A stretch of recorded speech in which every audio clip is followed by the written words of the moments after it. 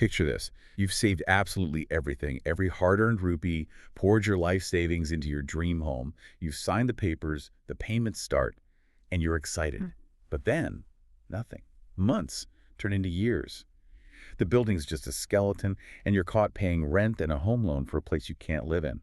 It's a nightmare scenario, and sadly, a common one in India. It really is, and it's more than just individual heartbreak. India's real estate sector is massive homes, jobs, a huge chunk of the economy, but for so long it's been plagued by these exact problems: delays, inconsistencies, just a fundamental lack of trust. Exactly. And that's where we're diving deep today. We're looking at some potentially huge changes coming from the Ministry of Housing and Urban Affairs. These aren't small tweaks. They seem aimed at making buying and building homes fairer, faster, and crucially more reliable across the board. Right. Our goal here is to unpack what's happening, why now, and really understand how these shifts could change things for millions of people. Okay, so to get why this is such a big deal, let's rewind a bit. Before 2016, before RERA came along, what was it like? I've heard it described as a bit like the Wild West.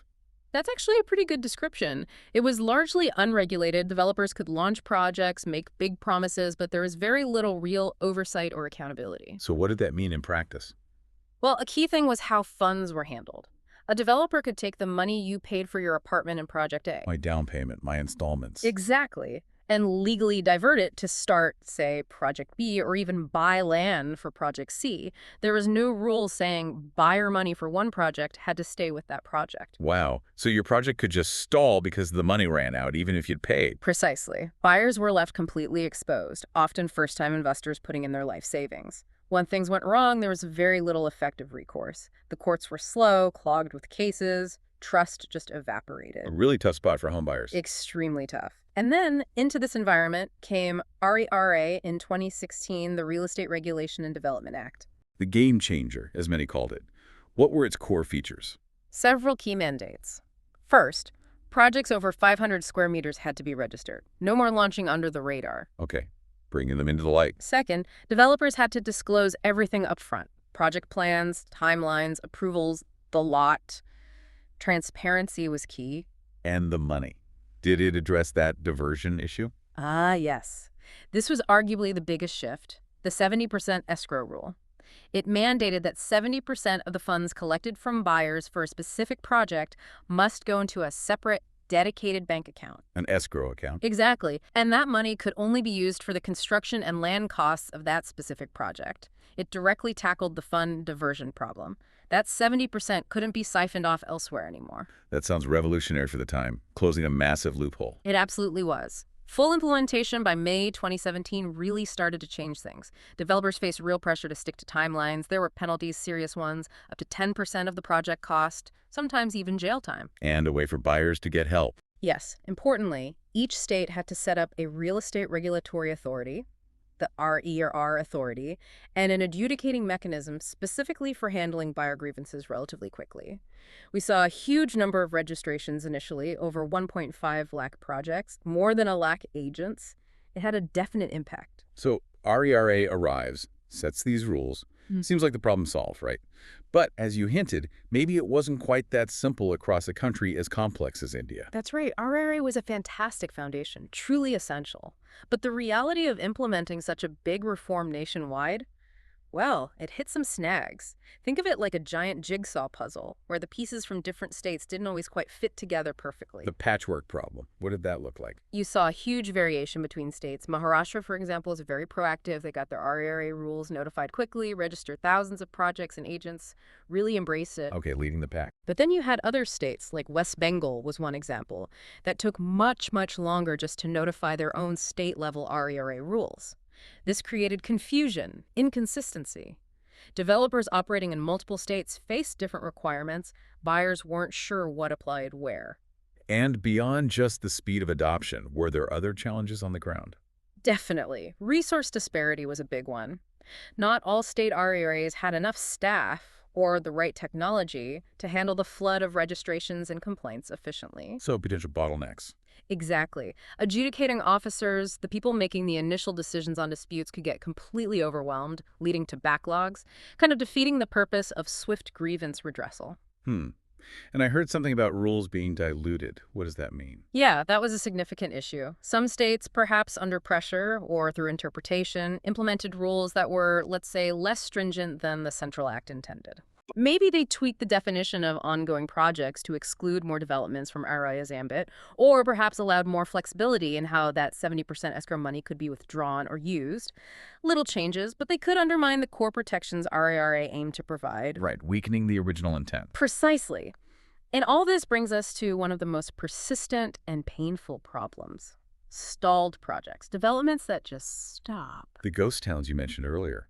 Why do they happen, even post-RER? Multiple reasons. Sometimes it's still cash flow issues. Despite the escrow rule, maybe the remaining 30% wasn't managed well or initial costing was off.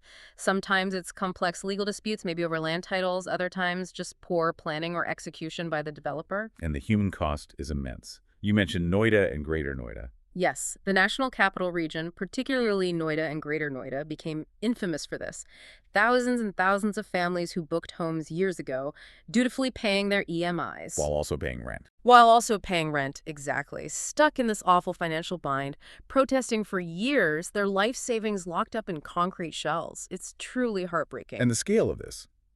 It's not just a few isolated cases. Not at all. Estimates vary, but numbers like 4.8 lakh delayed units across India have been cited. That's nearly 500,000 homes. Think about the number of people impacted, the stress, the financial ruin. It's staggering. Beyond the individual tragedies, what does this do to the wider economy? It has a huge drag effect. All those regulatory holdups, land disputes, stalled projects, they freeze vast amounts of capital. Buyer confidence plummets, which slows down the entire market. Construction activity slows, affecting jobs in manufacturing, logistics, finance, everything connected to it. It's a significant economic impediment. So it became clear that RERA, while vital, needed reinforcement. It needed a push to achieve that uniformity and tackle these legacy issues. Which brings us to the latest moves by MoHUA, the Ministry of Housing and Urban Affairs. What's happening now? Right. There's been a real push recently. Just last week, there was a key meeting of the Central Advisory Council, the SEC, which advises the government on RERA. It was chaired by the Union Minister, Manohar Lal, and they really focused on next-level reforms. Okay, what kind of reforms are we talking about? A major focus is on creating a standard operating procedure, an SOP. Think of it as a detailed instruction manual for all the state RERAs. A playbook, basically. Exactly. A playbook to ensure everyone's on the same page. Clear steps for speeding up project registration, making sure RERA orders are actually enforced if they get delay, and, importantly, standardizing definitions of terms that often cause disputes. The goal is consistency across all states and union territories. Making the jigsaw pieces fit together, finally. That's the idea. Uniformity is the key word. MoHUA is pushing hard for uniform rules nationwide. There's even talk of potentially amending the main RERA Act itself to bake in this alignment more strongly. They've also proposed a central committee with representatives from all sides, developers, buyers, banks, government, to guide this. And what about those stalled projects, the legacy ones? Is anything being done specifically for them? Yes, very specifically. Back in April, a dedicated 14-member committee was set up. It's headed by Amitabh Kant. You might know him as the former CEO of Niti Aayog and India's G20 Sherpa. High-profile committee. Absolutely. Their explicit task is to find practical solutions to get these stalled projects completed. How to unlock the capital, resolve the issues, and finally get those homes delivered.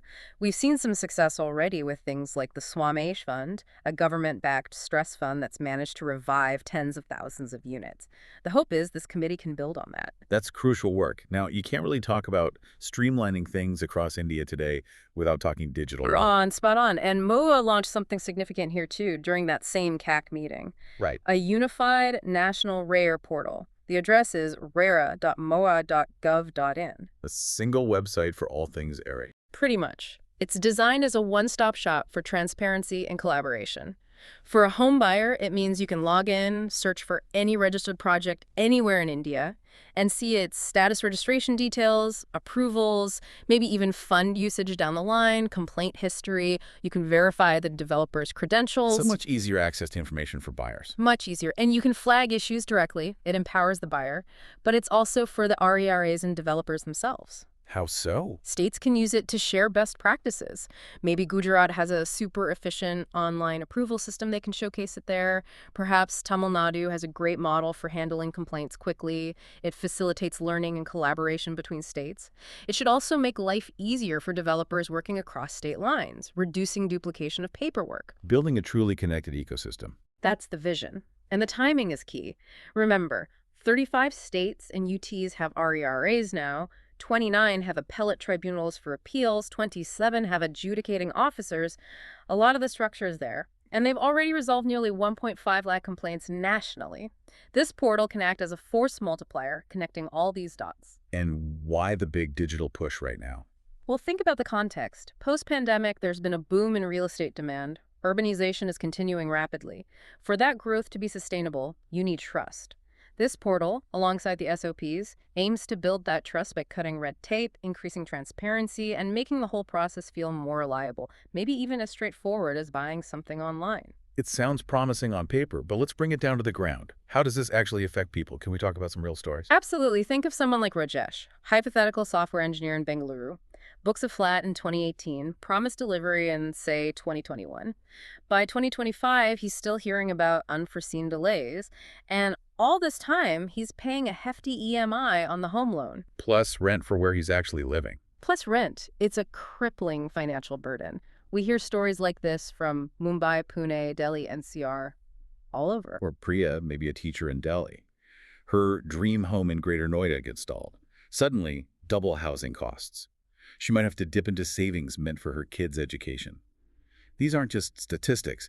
These are real families facing impossible choices because of systemic gaps. Precisely. These new guidelines, the SOPs, the portal, they are directly targeting these gaps, trying to prevent these situations and ensure there are consequences for non-compliance. It's not just about protecting buyers, though, is it? What about the developers who are trying to do the right thing? That's a really important point. Good developers, the honest ones, actually tend to welcome clearer, uniform rules. I heard from a mid-sized builder in Pune who said exactly that uniform rules level the playing field. It means they don't have to navigate a complex, different set of regulations every time they consider expanding to a new state. It rewards fair play and transparency, making it harder for less scrupulous operators to cut corners. It fosters healthier competition based on quality and delivery, not just navigating loopholes. And zooming out again, the impact on the national economy must be significant if these reforms work. Potentially huge. Real estate is, 7-8% of India's GDP, employs millions. Those stalled projects we talked about, they represent an estimated 4 to 5 lakh crore rupees tied up. Imagine freeing up even a fraction of that capital. That could fuel so much new activity. Exactly. New projects, more jobs, growth. Plus, think about urbanization. India's cities are growing incredibly fast. We need efficient, reliable housing development for sustainable cities. And transparent, well-regulated markets are far more attractive to foreign investors, too. Of course, it's never simple. What are the potential hurdles or remaining challenges in making all this work across the country? Implementation is always the key challenge in a country as diverse as India. Ensuring uniform enforcement across all states needs consistent political will, significant training for the staff in state REAs, and the necessary tech upgrades. And fitting it all together with other laws. Right. You have overlaps with things like GST, the Insolvency and Bankruptcy Code. Integrating RERA reforms smoothly with these existing legal frameworks adds layers of complexity that need careful handling. But the direction of travel seems clear. So, looking ahead, what's the feeling? Is this the start of a truly transformed sector? The signs are definitely promising. MoHUA seems serious about consultation and further amendments. We might see stricter timelines for approvals become standard, perhaps even incentives for green building practices integrated into RERA. And the work of that Amitabh Kant Committee on Stalled Projects could lead to genuinely innovative solutions. And for you listening right now, what's the main takeaway? What does this mean for the average person hoping to buy a home? I think it means empowerment, better tools to make informed decisions, a clearer path to getting problems resolved if they arise. Less risk, hopefully fewer sleepless nights, worrying about delays. It's about building a sector where trust is the foundation, not the exception, where innovation can flourish and growth actually benefits everyone. It really boils down to fulfilling aspirations, doesn't it? Turning that dream of home sweet home into a reliable reality. Which leads to a final thought, perhaps. Yeah. Beyond government policies and portals, what role does individual awareness, maybe even community action, play in making sure these reforms truly stick and deliver for every Indian? And could this transformation in India inspire similar changes elsewhere in the world? Something to ponder.